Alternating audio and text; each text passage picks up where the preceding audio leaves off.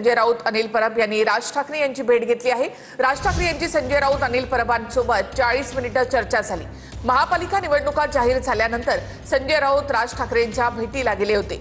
ठाकरे बंधूंच्या युतीच्या घोषणेची तारीख आता लवकरच जाहीर होणार आहे।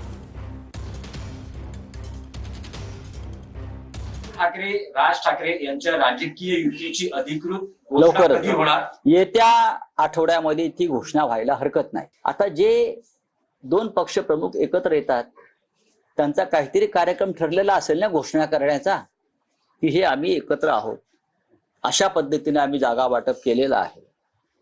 ही भूमिका आमची मराठी माणसा संदर्भात आम्ही एकत्र येऊन काम करण्याची घेतलेली आहे। हे जर असेल तर तुमच्या मनामध्ये अशा शंका येता कामा नयेत। मला असं वाटतं की वर्षाताई आता अध्यक्ष आहेत, खासदार आहेत, त्यांची विचार करण्याची पद्धत, आमची विचार करण्याची पद्धत, प्रत्येकाची विचार करण्याची पद्धत वेगळी असते। प्रत्येक पक्षाचा एक वेगळा अजेंडा असतो, प्रत्येक पक्षाची एक दिशा वेगळी असते, धोरण वेगळं असतो। त्याप्रमाणे त्यांना जसं वाटतं त्यांनी त्याचं अनुमान तसं काढलेलं आहे, तर त्याच्यावरती अजून कुठलाही काही निर्णय झालेला नाही। आज तरी आम्ही शिवसेना आणि मनसे, उद्धव ठाकरे साहेबांचा पक्ष आणि आम्ही एकत्र येत आहोत आणि पुढची वाटचाल आम्ही एकत्र करणार आहोत। अधिकृत घोषणा कधी करायची याचे निर्णय हे दोन्ही पक्षाचे नेते घेतील आणि ती तारीख आपल्याला लवकरच कळवली जाईल। वाटप पूर्ण झालेलं आहे का? फॉर्म्युला काही ठरलाय का? सगळ्या गोष्टी चर्चेत आहेत।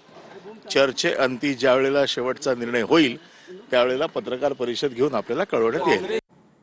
तर मारहाण करणाऱ्यांचं समर्थन करत नाही असं वर्षा गायकवाड यांनी म्हटलंय। काँग्रेस बीएमसी निवडणूक स्वतंत्र लढणार असं वर्षा गायकवाड यांनी म्हटलंय। तर बिहार निवडणुकीनंतर काँग्रेसचा आत्मविश्वास वाढलेला आहे असा टोला राऊतांनी लगावलाय। मुंबईच्या लढाईमध्ये काँग्रेसनं वेगळी चूल मांडू नये, राऊतांनी काँग्रेस नेत्यांना हे आवाहन केलंय।